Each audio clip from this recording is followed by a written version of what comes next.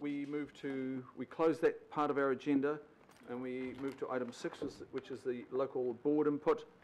And there are 2 requests from 2 boards. Firstly, the Deputy Chair, Andy Baker, from the Franklin Local Board, and this relates to the Council submission on the government policy statement on land transport. Welcome, Andy. Morning, Mr. Chair. Morning, everyone. So yeah, we felt it was important that we came along. It's easy enough. We have circulated a memo to you, so you have it in front of you. But we thought it was important that you come along. Well, we come along and sort of speak to it. In general, we're supportive of the submission that Council is making in regards to the policy statement. However, we think it needs to be firmed up in some areas. In particular, we feel that it is a very, very urban focus, and we've given some examples, and within the memo, we think there needs to be a stronger balancing, between the needs of the urban areas where the transport sort of options are plentiful, and in a greater sort of focus on some of the areas on the outskirts. And if you look at the RLTP, you don't even, in the maps in there, congestion maps, we don't even see Franklin and Rodney appearing in those maps. And we have reports to you yesterday saying that there's a forecast congestion. And so we think there's a little bit of a disconnect, and we think that this can be, that the Council can actually take a stronger stance in the submission on the GPS, which a lot of our RLTP and things are focused on.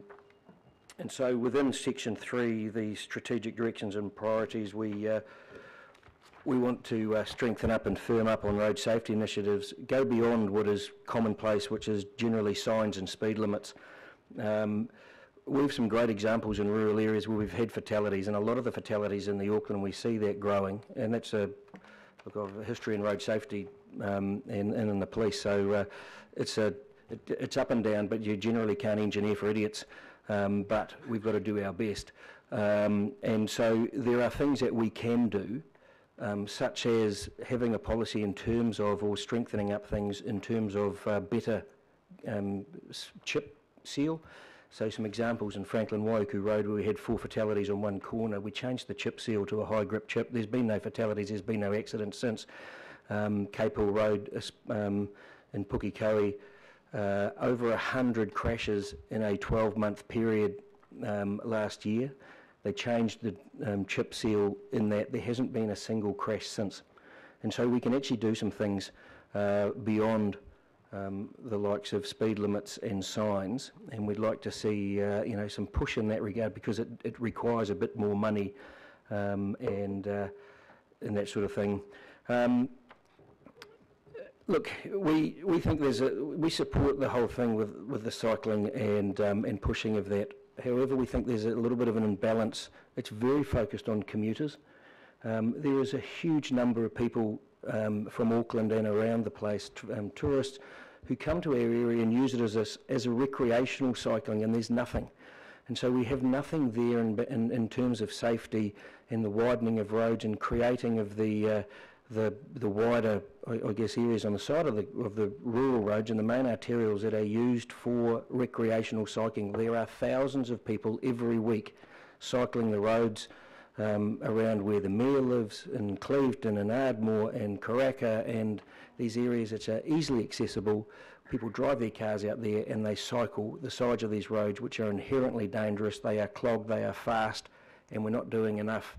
So we just think there needs to be a better balance in terms of our rhetoric, I guess, in cycle safety. It's not just about the commuters, it's not just about the urban environment. We also believe there's a rule we should be pushing harder for the use of priority lanes, particularly on our major arterials and the highways, our new roads. And we have the ability to put in truck and bus lanes. We have the ability to put in, they can be used by trucks. The inefficiencies having our heavy transport stuck in traffic is well documented. We don't believe there's enough in there about being a little more innovative in how we address getting our buses moving, getting our heavy transport that is carrying our aggregate that we need for all the development that's coming, and how we do that safely, how we do that properly. So we believe that we would like to see more emphasis within the submission on that. You know, I think we can accelerate things like the outer freight route that we're in Franklin, that's obviously was destined to connect to the Mill Road corridor, which is nowhere near the first stage. So, you know, we obviously have to wait for that. But look, we just think that that needs to be a little more of a balanced view, a little more emphasis, and that the council needs to flex its muscles a little bit. I know we have done, and I acknowledge the work that's been undertaken with the ATAP stuff and the work with the government. But look, I think in terms of this, we should be just being a little bit stronger in our submission and some of the things, just to balance it out a little bit more, and veer away from the very, very urban focus that it is. We are a large rural council, and those rural roads are the playground for a lot of people. So that's our position, Mr. Chair. Thank you, Andy. Questions from members? Just quickly, Andy, I agree with everything that you're saying. Has the Franklin Local Board seen the draft land transport plan?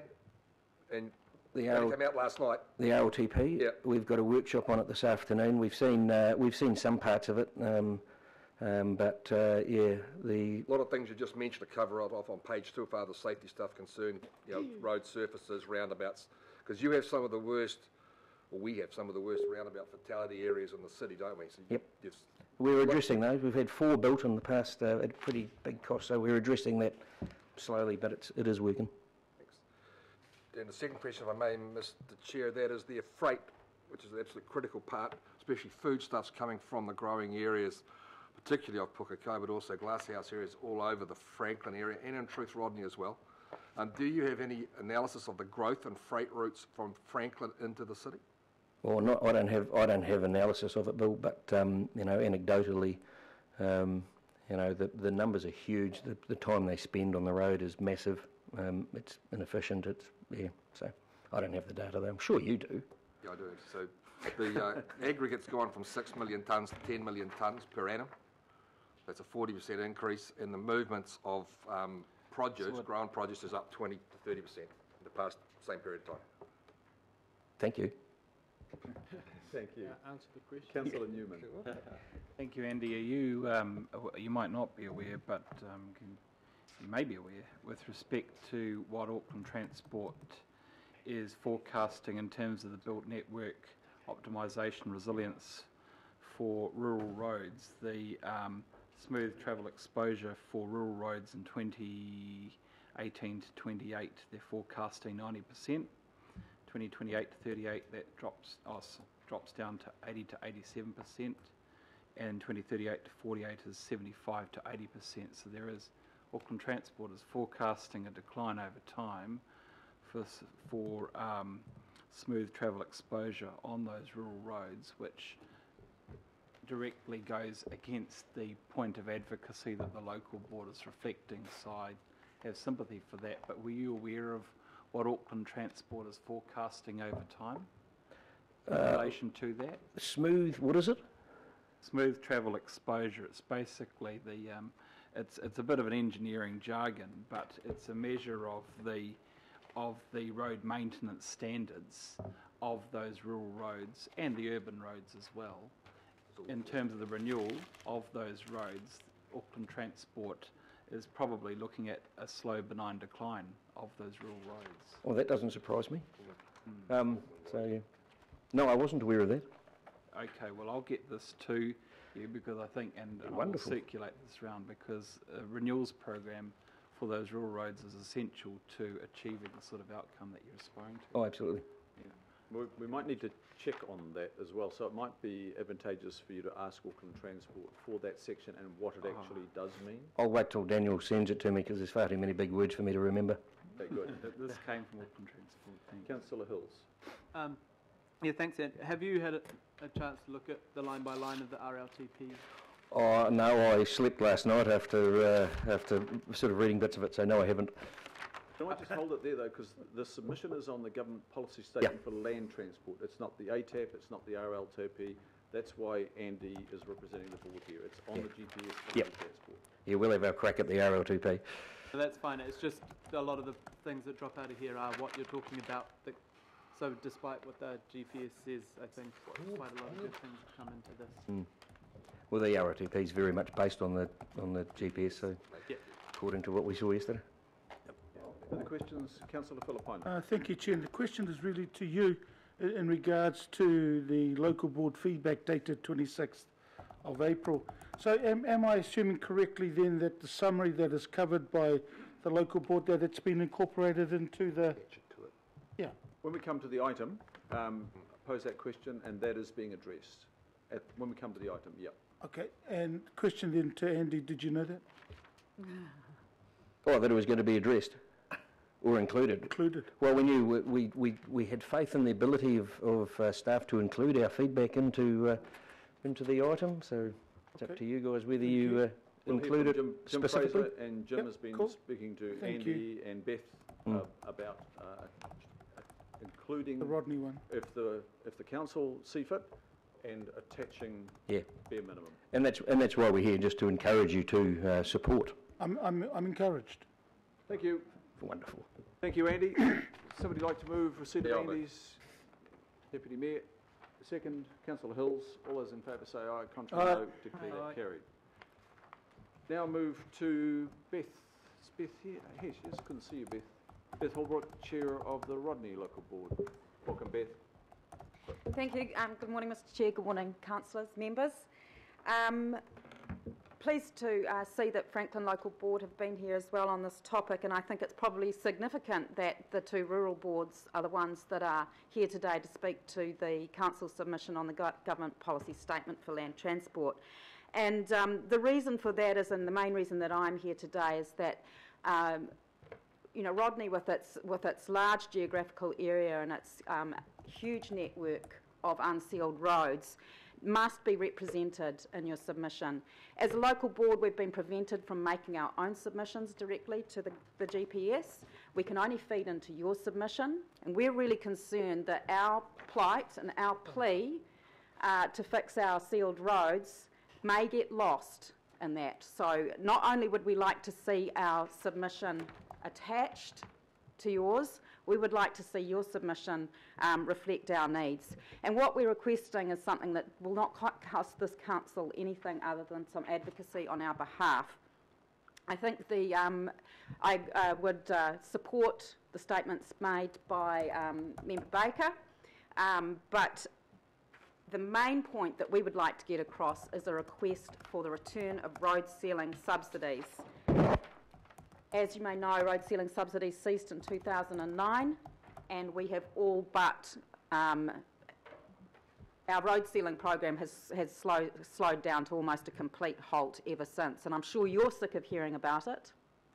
And this is how you can support us by requesting the return of road sealing subsidies, and we can get this job finally done. And I can not have to be back here next year or next year after or in 3 years' time banging on about the same topic. So that's our request, that please not only attach our submission to yours, but make sure that yours reflects the needs of that vast area of rural Auckland. Thank you. Thank you, Beth. Questions of Beth, members? There being none, Beth, succinct, we get it. Oh, Councillor Sayers. Just a point of clarification through you, Mr Chair. So thanks, Beth. Thanks for coming in, and I think you made quite a powerful case there. So what we're saying is attach this to the submission, but also take perhaps around, I think we could talk about the FAR a little bit later in the debate, if that's appropriate, Mr Chair. To, perhaps we might be able to emphasise what we've been presented from the local board. Okay. So we will be discussing what is commonly referred to as the FAR rate, so the financial assistance rate, or that's the subsidy to councils from NZTA for particularly road sealing. We'll be talking about it in relationship to footpaths as well. So we will be picking that up for sure, and we will definitely be picking up your interest in the Associate Minister of Transport's focus on the road safety strategy, and you're saying do it faster if possible. It's of urgency to your board, and I think we will be echoing the same. Thank you, Mr Chair. Thank you, Beth. Thank you, Councillor Sayers. Move receipt. Do I have a second? Councillor Deputy Mayor, thank you. All those in favour say aye. Aye. Aye. Contrary, no. Declare that carried. Thank you. That concludes the local board input part of the agenda. We have nothing under extraordinary items, which takes us to the notice of motion of Councillor Kathy Casey. And we've heard support for this notice of motion in the public forum. I'll now hand over to Councillor Kathy Casey, and at some point, Councillor, I do have an update. I've made a request of Auckland Transport. They've given me an update, and I will ask the Director of Strategy to convey that update. Is it convenient after you've moved and introduced it? You're the chair, Mr Chair. You're the mover. It's in your hands Fine. now. Yeah, that's fine. Good. Councillor Casey. I had my wee dog in the chamber just a wee while ago, and I'd like to introduce her properly, as Tony did with hers.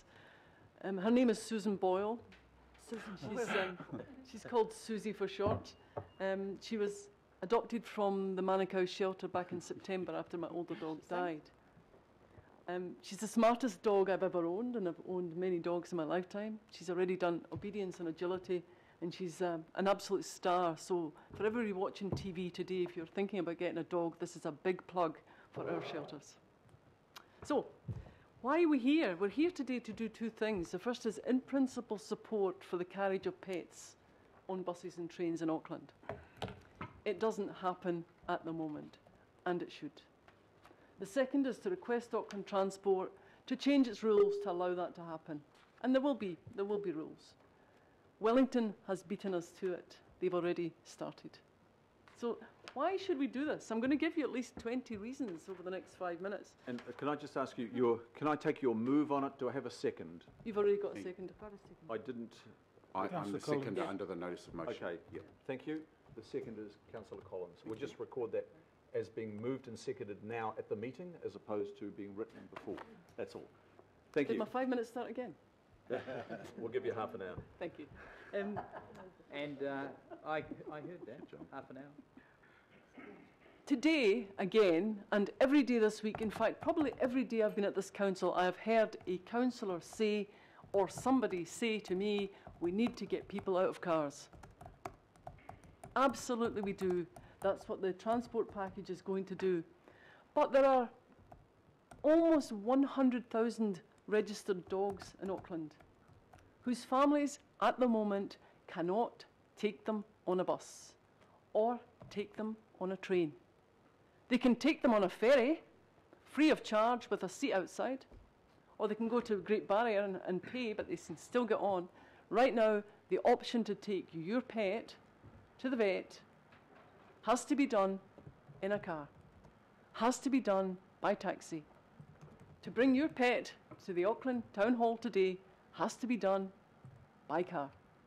That's what this is all about. It's about thousands, hundreds of thousands of pet owners across Auckland who may have the need to take their pet to the vet, to take their pet to the groomer, to go to a far shore exercise area, to go to the coast, and that means taking a car. I am speaking from experience because I have 2 dogs. I will introduce my second dog. His name is Pat. He's 15. He's in his golden years. He sleeps all day and likes short walks. I've also got Susie, who will run from morning till night. So I at the weekends, take the dogs in the car so that Pat doesn't have to have the long walk and the short walk. So I'm sorry, I got distracted by Pat there. I'm a cyclist. And when not using the cycle, as I haven't been recently, I go by bus. The only time my car comes out the garage is if I have to go elsewhere, like Whananaki or Manukau. Well, not Manukau, I took the train to Manukau recently. If I have to leave the Auckland region, I use my car, or I have to transport my dogs. It's my dogs, and I think one of the presenters said that. Some people buy a car because they have to take the dogs around. That is the truth. That is my truth. I don't need a car. My dogs need the car. So, lots of reasons. And before you start, I've heard every joke, I've heard every objection. Let me just run through a few of them. Things that might go on a bus: a donkey, a tarantula collection, a snake, God knows where the snake came from. A Great Dane might go on the bus, that would be a problem. A swearing mynah bird might cause a public nuisance.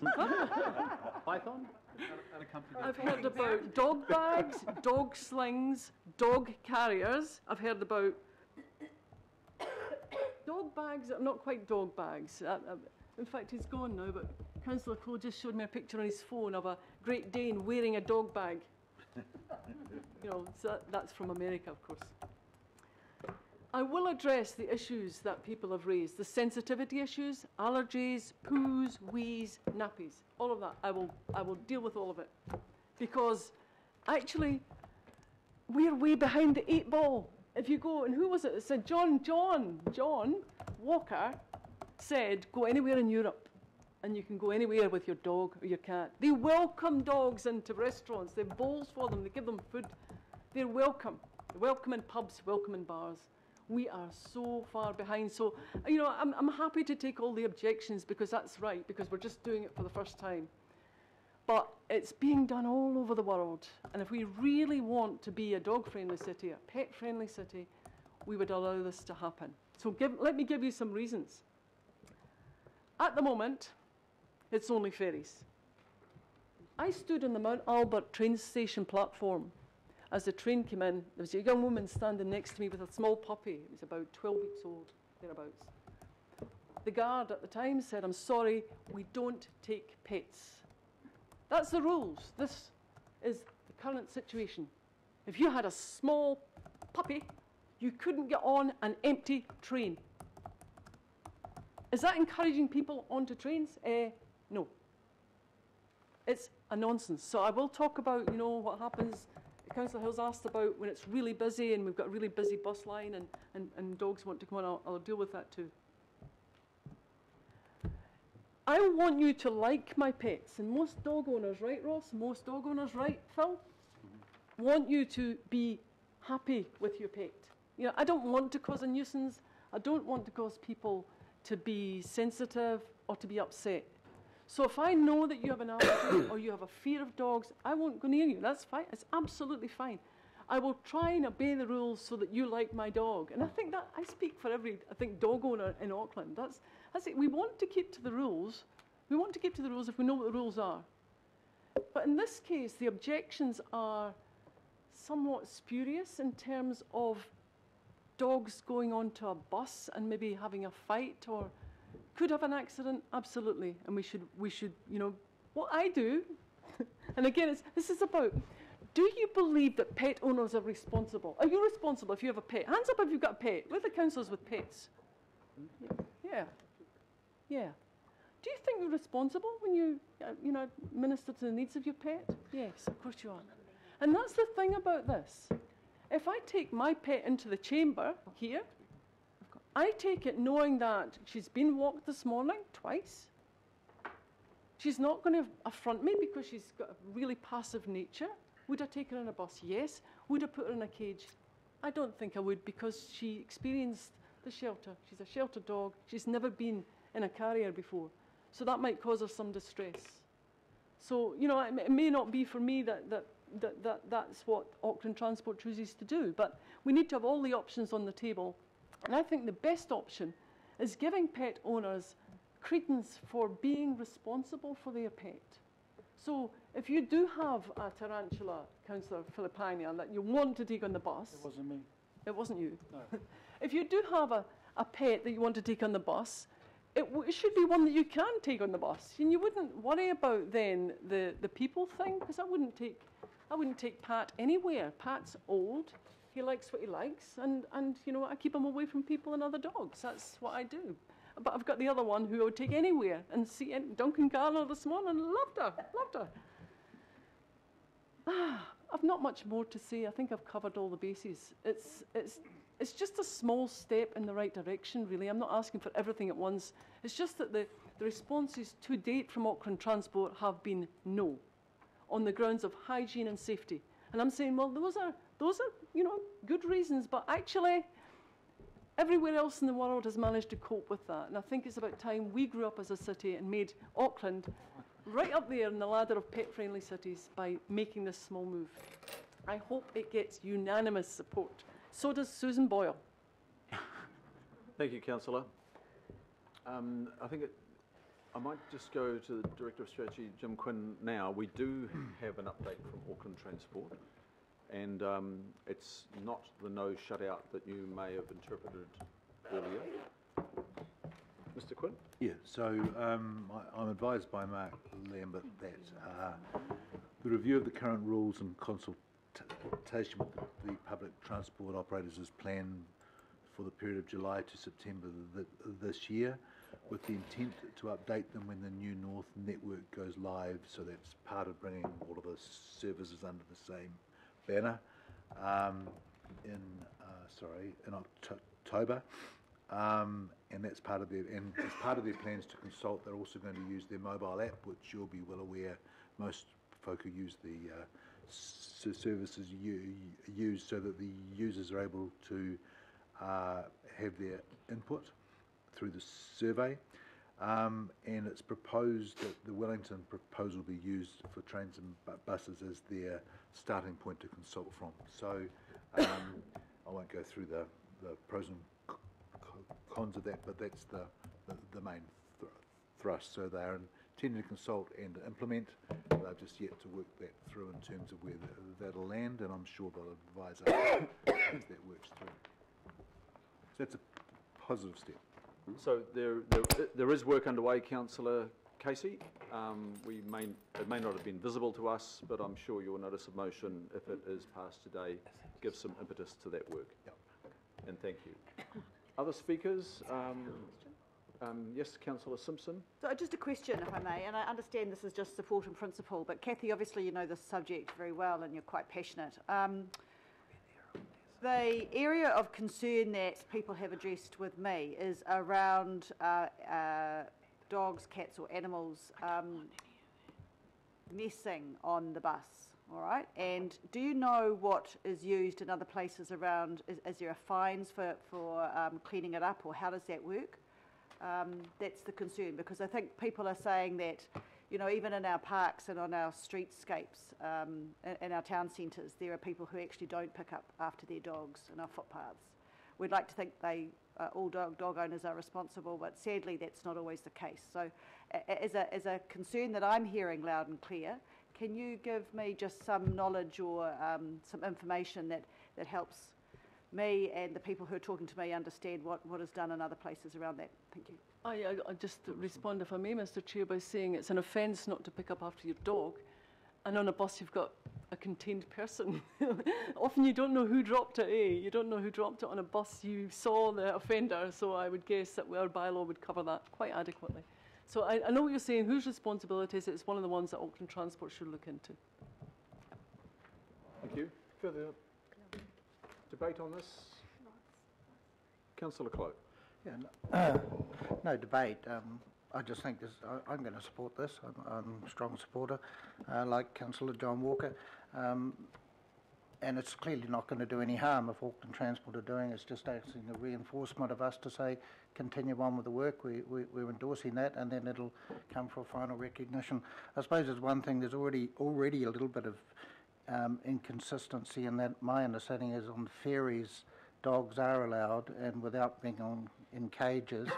My understanding is just on a leash, but on the top deck or outside decks. So we've already got a part introduction of that with the ferry service, which is quite logical. So, I mean, clearly, to me, I would say to councillors, support it's quite harmless, and it just furthers on work that may come back and positive to meet the goals of Councillor Casey and Councillor Collins' resolution. And I'm more than happy to support this. Thank you, Councillor Clow. Because, Chair members, I'm commending this for your support, hopefully unanimous support.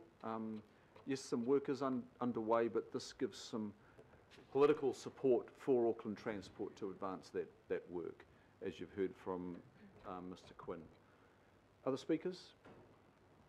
There being none, I'll put that to the vote. Oh, sorry, would you like to write a reply? Oh, You no, have that's great. I hope we get unanimous support. It'd be really pleasing if that happened. Thank you, Mr Chairman, Councillor. just very briefly, Councillor Fletcher. during the 6 years that I was on the board of Auckland Transport, Councillor Casey's aware that we raise this on a regular basis. So I think that by supporting this today, it will give, as you said, the political oversight and guidance to Auckland Transport to look at the practicalities. We already accommodate, and I'm sorry I'm a little bit late, you may have traversed this, but we already accommodate hearing dogs and dogs of the blind and so forth within our public transport system. So this is really just taking it a step further, and I think providing it's done with the right caveats and addresses the concerns of Councillor Simpson and others, there is nothing to be lost with this. I think it's good that we've had advocacy on it today, and I hope that we can all support it. Thank you, Councillor. Put it to the vote then. All those in favour say aye. Aye. To the contrary, no. Declare that. I'll declare it carried unanimously because Councillor Filipaina just reversed his vote. And we'll record it so and convey that to Auckland Transport. Thank you, Councillor Casey. Kathy. Well done, Kathy. We will now adjourn for, say, until 11:15. 11:15?